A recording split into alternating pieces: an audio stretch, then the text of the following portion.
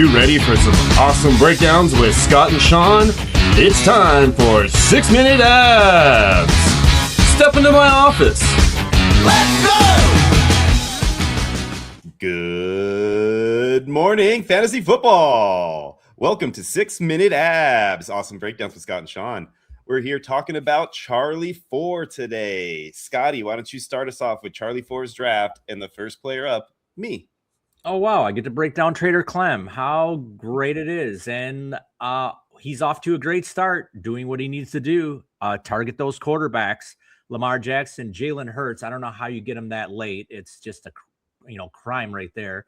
And then his third quarterback, CJ Stroud. So love the start. Started with also got an hero RB build with Bijan Robinson and nice set of receivers, Mike Evans, Zay Flowers, and Rashee Rice. He did squeeze in a rookie with Mekhi Lemon. So I like this build a lot. Should be a very competitive team going forward. We say that a lot about my squads. Let's move on. Mr. HL 2008 was drafted in the 2-hole. He started out with Puka Nacua. I love that first pick. And then he came back, same thing I did. 2 quarterbacks, Caleb Williams, Justin Herbert.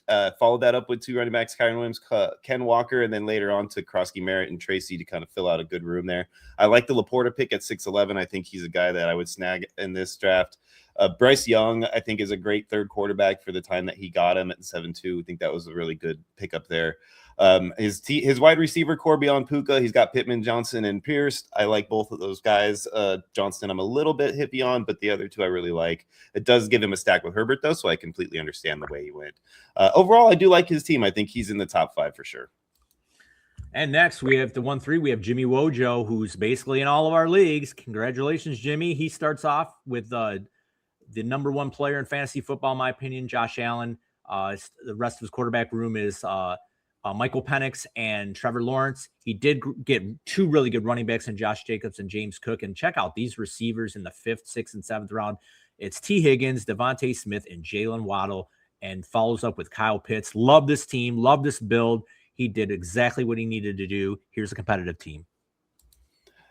Drafted in the 4-hole was M. Weldon 1. He took Jahmyr Gibbs, which Jahmyr Gibbs at 1-4, I feel like is probably the latest we're going to see him after the trade. Jaden Daniels, Patrick Mahomes was his next 2 picks. I really like both of those. Went right into the receiver well with A.J. Brown, Jameson Williams, and then followed up with Carnell Tate and Wan'Dale Robinson later in the draft to kind of give him a nice solid room there. I really like his running back room as well because he filled it out with David Montgomery and DeAndre Swift. At the time when he took David Montgomery, he was on the same team with Gibbs. Now that's not the case. So I do think that helps him out a lot as well. And Aronde Gadsden and Dallas Goedert in the 10th and 11th round, I thought were really, really good picks for him. I like this team a lot. Another good, solid team in this draft. All right. At the 1-5, we got Uncle Chris. And you know what? These builds are looking really good in this league. So we look at Drake May, Jackson Dart, and Tyler Shook. So pretty nice quarterback room. Jonathan Taylor, Bucky Irving, and Jalen Warren are his running back core right there.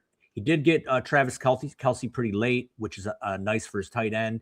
And then the receiving core, not bad. Tet, we got DK Metcalf, Sutton, and Jacoby Myers. So I really like this team a lot. He did also take a little bit of Jake Tangents late in the 17th round. We've talked about that before with the slow start with Kittle after the injury. So Uncle Chris, love this team, should be competing.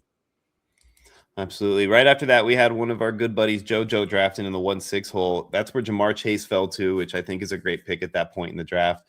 Coming back around, he took 2 top tight ends in the next 3 rounds. He took Brock Bowers and Colston Loveland in the 2nd and 4th round, respectively. Sandwiched that with a quarterback in Dak Prescott, followed it up with a quarterback in Matt Stafford. So I do like how he started out his draft. He was still able to get a good starting back in Travis Etienne, and then filled out his room with Tootin, Monungai, and Pollard, all guys that have potential to do well week to week in nice best ball format. He filled out a really strong wide receiver room with Devontae Adams, Tyson, and McLaurin. I really think that that's a solid setup there for him. So I like JoJo's team, man. I think JoJo did a great job with the exception of a little bit of lack in the quarterback depth. At 107, we got Teswada, and he started with JSN, which is usually the spot where he's going. But he lacks quarterback depth. Baker and McCarthy, who may be out of a job now that Kyler Murray looks like he may be going to Minnesota.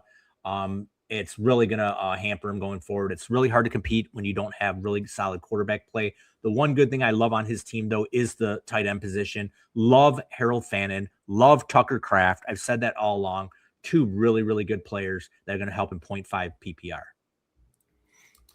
Drafting in the 1-8 hole, we had Martin Brundle. Amon-Ra St. Brown was his first pick. Followed that up with Drake London, George Pickens, and Emeka Egbuka. 4 wide receivers in the first 4 rounds. Pretty crazy build right there to start out the draft. Came around and was able to snag a really good starting quarterback in Jared Goff at 5'8". I thought that was the perfect pick at the time. Gives him a nice stack with Amon-Ra and Jared Goff. And then he followed that up with Javonte Williams in 6'5", another great pick at the time. Marvin Harrison at 7'8" kind of shocked me, knowing that he already had the 4 receivers, but he followed it up with a second quarterback and still got a starter in Cam Ward.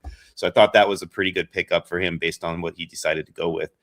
Right behind that, he went Woody Marks, and then that's where he would hit his tight end position with George Kittle, Hunter Henry. I think that he filled out his team pretty well late in the rounds. I do like his 6 to 12 round draft picks. I think he did a good job there. I'd even go up to the 5th round in that aspect. So way to go, Martin Brundle. I think you got a really good team here, one of the more competitive ones in the league.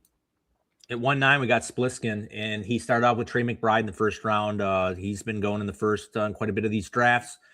He did have a really nice quarterback room. Obviously, we talked about Kyler Murray possibly going to Minnesota, so he's got Purdy, Darnold, and Kyler Murray. A receiving back in 2 receiving backs in Scadaboo and Chris Brown. So I do like this team. I just maybe think it's a little bit a step behind some of the other ones that we said are better teams. But for the most part, he should be finished somewhere in the middle. That's Spliskin. And coming into the last part of the draft, my favorite area, the 110 hole, we got CVS1 drafted. He started out with CeeDee Lamb, Justin Jefferson, 2 solid first picks. Came back with Bo Nix, Breece Hall, Travion Henderson, followed up in the top 5 to round out the top 5. I thought those were all really good picks at the time. And then for Daniel Jones to still be there at 6'3" after doing that, I thought made for the best option available to him. So I really like that pick there. The only thing I think he could have done slightly better would maybe go for Darnold instead. But either way, that's more of a, whatever you prefer flavor-wise. Romo Dunze, Fernando Mendoza. I thought Mendoza was maybe a guy that would wait a little bit longer to go after and maybe go in a different route. But either way, if the guy comes out and starts, it's going to be a great pick. And Dalton Kincaid at 10-3 as your starting tight end, I think is a really good move too.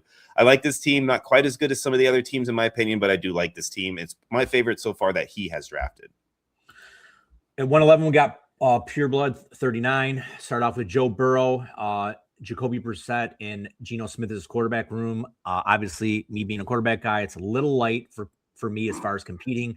I do really like his receiving core with Chris Olave, Garrett Wilson, and Brian Thomas Jr. A pretty good value right there. I think he bounces back this year in the new Trevor Lawrence offense.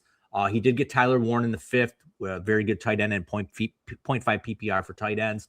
But I just think teams like this that are really weak on quarterbacks are really going to struggle down to compete in a league where it's a super flex. So I think Pure Blood is probably going to finish somewhere in the middle of the pack. All right, to round out the final person drafted in this at the 12 hole was our buddy Rubio. He's got Devon Achane and Jermaine Love as his first 2 picks. He went with the solid starter that he knows is going to perform, and then the high upside rookie for his first 2 picks. Not bad way to go. He did wait until all the way to the 6th round to take his first quarterback, and that's where Jordan Love fell to him. I'm like, wow, what good for you there, buddy. Way to go. And then for him to still get Malik Willis, who I do think will be a starting quarterback this year. I think he did a good job, but since he waited all the way to 6 to start chasing them down. Nico Collins, Christian Watson, Ricky Pearsall, Khalil Shakir are all good receivers to have. He started out Nico in the 3rd. I thought that was a steal at 312. Brenton Strange at the 10-1 hole for his tight end. I think that's probably a sneaky good move right there. I think Brenton Strange is one of those guys who's slightly under the radar right now because there's a lot of bigger names out there pushing him down. But he is a guy that could potentially be a top 5 tight end this year very easily. That rounds out our draft today, guys, for this Charlie 4 squad. I hope you guys enjoyed the show. Please come back, check our other shows out that are on our YouTube channel. Like, subscribe. We need you guys to get on there and subscribe, and then check out our live shows. Thank you so much, guys. We look forward to seeing you on the next 6-Minute Abs. Let's go! Thanks for watching 6-Minute Abs. Please like and subscribe to Sudden Death Fantasy Sports. Let's go!